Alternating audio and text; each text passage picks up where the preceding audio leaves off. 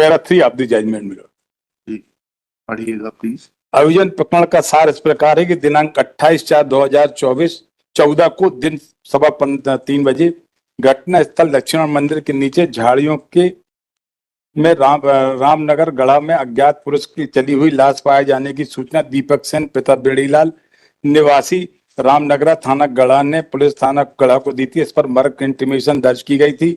इसके पश्चात उक्त थाने के उप निरीक्षक एफएस मरकाम ने मर्ग क्रमांक सच कायम की थे। उसके पश्चात मौके पर जाकर शव का निरीक्षण करने पर मृतक के जेब में उसका अफजला मोबाइल पाया गया।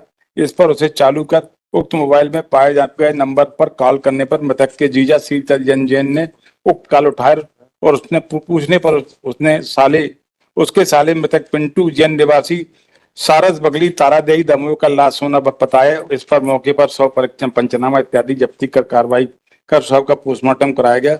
शव के पोस्टमार्टम रिपोर्ट में शव के पेट में अन्य भागों में धारदार चाकू की अनेक बार कर उसकी हत्या करना पाया गया और ऐसी हत्या के पश्चात उसकी हत्या की साज को छिपाने के लिए शव पर पेट्रोल डालकर उसे जलाना पाया गया। इस पर दिनांक 29/4 को अपराध दायर किया गया। अब शीतल जैन का देख लें सर, पैराग्राफ 48 पर जजमेंट का पैरा 48। उपरोक्त कथानुसार साक्ष्य के विवेचन में प्रकट है कि आई विटनेस नहीं है। मृतक की बहन अभियोजन साक्षी 6 अनिता जैन, जीजा अभियोजन साक्षी 13 कैलाश जैन एवं अभियोजन साक्षी 16 शीतल जैन ने स्पष्ट साक्ष्य दिया है कि अभियुक्त रोशनी की मां अभियुक्त भागवती बाई के मृतका से रुपये 4-5 लाख रुपए उधार लिए थे जो उससे वापस करने थे। इसलिए अभियुक्त भागवती बाई ने अपनी पुत्री अभियुक्त रोशनी के विवाह मृतक के साथ करेगी, तब उसे उक्त रुपये वापस करेगी। उक्त बात मृतक ने उन्हें बताई थी। उपरोक्त के पश्चात अभियुक्त भागवती बाई ने मृतक को खरीदारी करने के लिए दिनांक 27/4 को बुलाया था। उसके पश्चात दिनांक 26/4/2000 को मृतक का पता नहीं चला। 13 गलत लिखा लगता है मेरे को, 27/4/2014 होगा। ये टाइपोग्राफिकल एरर है। चलिए अब साहब शीतल जैन का देख लें, P27 बिलो। एक से रुक तो जाइए, P27 नहीं P16 है। कैलाश चंद जैन का अभी आपने शीतल चंद जैन बोला। शीतल चंद 13 मिनट कैलाश चंद जैन पढ़ूं सर? हाँ पढ़िए। 28 तारीख को सुबह साड़ू भाई का फोन आया कि पिंटू का फोन नहीं लग रहा है, जाकर पिंटू को देखो और मुझे बताओ। तब मैं पिंटू घर ग्रीन सिटी गया। वहां पर पिंटू के घर पर ताला लगा था। सामने वाली शर्मा आंटी से पूछा था कि पिंटू का देखा क्या आपको, तो शर्मा आंटी ने कहा कि 1 बजे करीब मैं घर में था। उसके बाद भागवती राठौर लेकर रामनगर मंदिर गई। वो अभी उसको शर्मा आंटी को कोई विटनेस नहीं बनाया। वो लोग बाहर ले गए हैं। जब पिंटू नहीं मिला तो माड़ोताल थाने जाकर गुमशुदा की रिपोर्ट थाने में दर्ज की थी। जब दर्ज कराई थी गुमशुदा रिपोर्ट प्रदर्श P27 है जिसके ऐसे भाग पर मेरे हस्ताक्षर। उसके बाद वापस ग्रीन सिटी आया और वापस भागवती के राठौर के यहाँ गया और उनसे पूछा कि यहाँ पिंटू आया क्या, तो उसने बोला कल से पिंटू का फोन बंद बता रहा है, हमको बड़ी चिंता का विषय है। मैं भागवती घर से वापस आया तो पिंटू के घर आया और जहां पर मोहल्ले के 2-4 लोगों ने पूछा, वह लोगों ने बोला हमें कोई जानकारी नहीं है। उसके बाद उसके पड़ोस में रहने वाले गोयल जी के यहाँ गया तो उन्होंने बताया कि पिंटू करीब 1 बजे देखा था, भागवती राठौर को देखा था और धर्मेंद्र राठौर पिंटू को लेकर जा रहे हैं। यो साहब पैराग्राफ 8 देखें, पूरा ओमिशन है ही नहीं 161। हमने एक मिनट रुक जाएगा। हाँ पैरा नंबर 8 और 9 पढ़िएगा। मृतक मेरा साला था। पुलिस ने मुझे 27 अप्रैल 2024 14 अब कहा 28 अप्रैल 2014 को मेरा बयान लिया था। ऐसा ही कि 27 अप्रैल एवं 28 अप्रैल 2014 में कोई बयान अधीन मामले में ना लगा हो तो इसमें संबंध में कुछ नहीं बच कह सकता। दोबारा 1 साल बाद पुलिस ने मेरे से पूछताछ की थी। 1 सप्ताह वाला भी बयान यदि प्रकरण में न लगा हो तो इसके बारे में कुछ नहीं कह सकता। मैंने प्रदर्श P4 में यह बता दिया था कि पिंटू निविया कंपनी में काम करता है तथा आरोपी भागवती राठौर का पिंटू के साथ मेरे घर आना जाना होता था। बाकी आरोपी का जब भी ग्रीन सिटी जाते थे तो पिंटू के यहाँ मिलते थे। तो उन्हें जानता हूं कि बात बता दी थी, यदि उक्त बात मेरे प्रदर्शन बयान D1 में न लिखी तो कारण नहीं बच सकता। आगे सर 9वां पैराग्राफ, मैंने 24 अप्रैल 2014 को शादी की शादी तय होने उसके बाद रिलेवेंट नहीं है, चलिए। और 10 भी पूरा ही है सर। एक और इम्पोर्टेंट ये है, एग्जिबिट D1 में क्या लिखा है? एग्जिबिट D1 में शर्मा आंटी और गोयल साहब की बात आई है क्या? हाँ वो तो विटनेस ही नहीं बनाया पुलिस ने। अरे भाई आप नहीं बताया, आप वकील साहब क्या करते हैं? नहीं बताया आप सर। सोच, बस उतना तो पढ़ने दीजिए। हाँ सर। है तो आप कुछ भी बोल देते हैं वकील साहब, कैसे भरोसा करें आपके ऊपर? नहीं सर। पढ़िए तो 29/4/14 का उसका 161 का बयान हाँ। लगा है, पढ़िए तो उसमें। Aunty sir you will lose trust of the court, पढ़िए नहीं साहब। उसमें। हमने जो एग्जामिनेशन चीफ का जो क्रॉस हुआ वही पढ़ा है हमने। हमने बोल रहे हैं 161 के बयान में उसने कहा था कि नहीं कहा था? हाँ साहब, मैंने देखा बता रहा हूँ। मैंने शर्मा आंटी से क्या पिंटू के बारे में पूछताछ की तो उन्होंने बताया कि 1:30 बजे लगभग पिंटू इस डिस्कवरी गाड़ी लेकर गया है और अभी तक घर नहीं लौटा है। क्या रिकवरी है आप लोगों से? साहब जो रिकवरी सब में खून है। पर एक भी क्वेश्चन नहीं पूछा गया। धारा 313 में मैंने रिकॉर्ड ब्लड कहाँ से आ गया? No explanation has been given. Blood कहाँ से आ जाएगा? एग्जिबिट P42 एफएसएल नहीं तो 313 में पूछा क्या? नहीं पूछा है। एग्जिबिट P42 देख लें साहब। आप P40 42 जी क्या है? क्वेश्चन ही नहीं बनाया गया सर। धर्मेंद्र से चाकू या जब्त है। एक मिनट रुक तो जाइए, P42 तो पहुंचते दीजिए। P42 yes.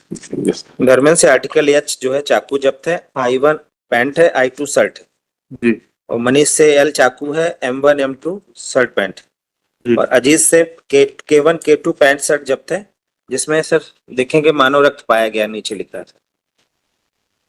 K2 पे पाया गया है। हाँ सब में एक एक में पाया गया, एक में सब वो डिसइंटीग्रेटेड होने के कारण। जी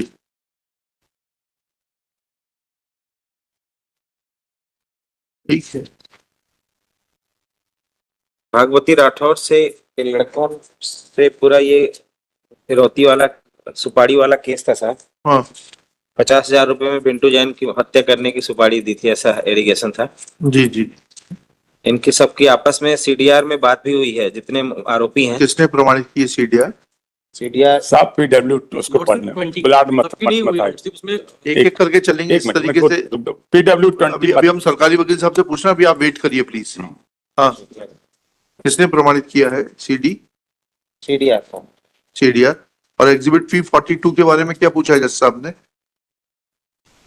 पैरा 59 मैं प्रार्थना करूंगा साहब पढ़ने का। पैरा 59 ऑफ द जजमेंट ये क्या है उसमें? 58 में पूरे मोबाइल का उल्लेख है साहब। हाँ 58 से पढ़ लेता हूं। अरे हम आपसे सवाल क्या पूछा आपसे? ये जो ब्लड स्टेन्स एफएसएल रिपोर्ट में पाए गए हैं उसके बारे में क्या सवाल पूछा जज साहब ने? 313 में पूछेंगे नहीं बताएंगे? It is one of the adverse circumstances which appears against the accused persons. क्या पूछेंगे उसके बारे में? क्या पूछा है उन्होंने? और सीडीआर रिपोर्ट के बारे में क्या पूछा है? देख लीजिए थोड़ा बताइएगा। सीडीआर के बारे में पूछा है ना, ऐसा कैसे हो जाएगा? फिर आप लोग कहते हैं कि इनकी जांच के बारे में ना लिखो। इनको इतना बेसिक नहीं मालूम है 313 में क्या पूछना है। बाबू बना देता है स्टेटमेंट। क्यों मिस्टर ताम्रकार? पूछेंगे नहीं पूछेंगे? जब एफएसएल रिपोर्ट में खून के दाग पाया, मानव रक्त पाया गया है, 313 में पूछेंगे नहीं पूछेंगे? और सीडीआर के बारे में भी पूछेंगे? दोनों ही चीजें नहीं पूछी।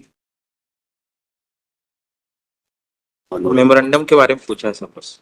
है मेमोरेंडम के बारे में पूछने से क्या हो जाएगा? जब्ती हुई थी ऐसा प्रूफ हुआ है। उससे क्या हुआ? वो पर्याप्त है पूछना? ब्लड के बारे में और PW 21 के पैरा 17 में ये एग्जिबिट हुए हैं। एग्जिबिट P42 ये जो रिपोर्ट है एफएसएल की पैरा 17 में। PW 21 पैरा 17 में 42। अभी मुल्जिम बयान अगर अपन देख रहे हैं तो मुल्जिम बयान में ये दिख नहीं रहा 42 43। और सीडीआर में ये दिखाई दे रही है एग्जिबिट P32 दिखाई दे रही है कि P32 आपको? मिस्टर निखारे ध्यान से देख लीजिए, because we may make certain observations, गलत नहीं होना चाहिए। आप बोलेंगे तो मैं बताता हूँ। अब बताइए। PW20 का पेज 5 पढ़ लें, पैरा 5। हमने अभी सवाल क्या पूछा आपसे? हमको नहीं देखा था, हमने परसों के दिन टाइम लिया था 2 दिन का, और हमने जाके चेक किया FSL के बारे में कि सेक्शन एग्जिट 42 के बारे में पूछा कि नहीं पूछा, तो हमने देखा कि एक भी क्वेश्चन नहीं नहीं था। पूछा, ठीक है। और सीडीआर के बारे में वो हमने नहीं देखा साहब उसमें। देखिए, अभी देख के बताइए। आप बताएंगे ना सरकारी वकील साहब? नहीं पूछा। तो सर्कमस्टेंशियल एविडेंस का केस है, 313 में नहीं है सर। जब्ती है, तो क्या 313 का ऑब्जेक्ट क्या है? चाकू है। नहीं ऑब्जेक्ट। अरे वकील साहब, आप कुछ भी बोलेंगे हम सुन लेंगे। 313 का ऑब्जेक्ट क्या है? अरे सॉरी, 313 का है। क्या हो गया आप लोग की जो है ना, अपने ही फ्रेम में चलाना चाहते हैं केस को। लिखिएगा, while hearing applications for suspension of sentence, we are constrained to note, as pointed out by Shri Narendra Nikhare, learned counsel for the appellants, and Shri Manaswani Verma, learned public prosecutor, that in a case of circumstantial evidence, where prosecution case is that deceased Pintu was to perform his marriage with Roshni, and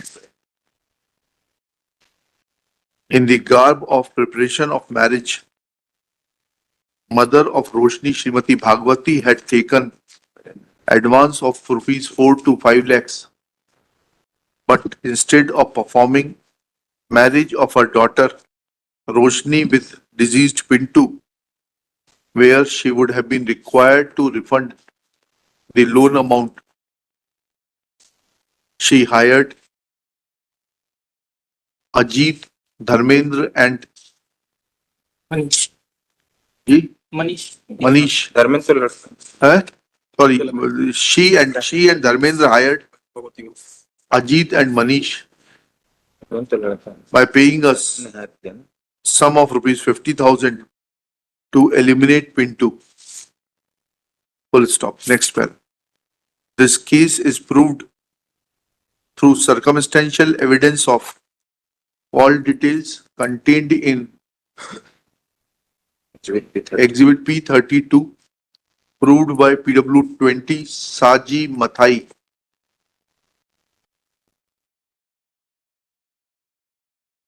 Full stop. Exhibit P32, P33, 34. 37 तक है। P32 to P37 कर दीजिएगा, proved by that. And have also used FSL report, Exhibit P42 and P43. P42 and 43 दोनों है ना sir? FSL report 43 भी check नहीं करी हो। 42 तो ये नहीं।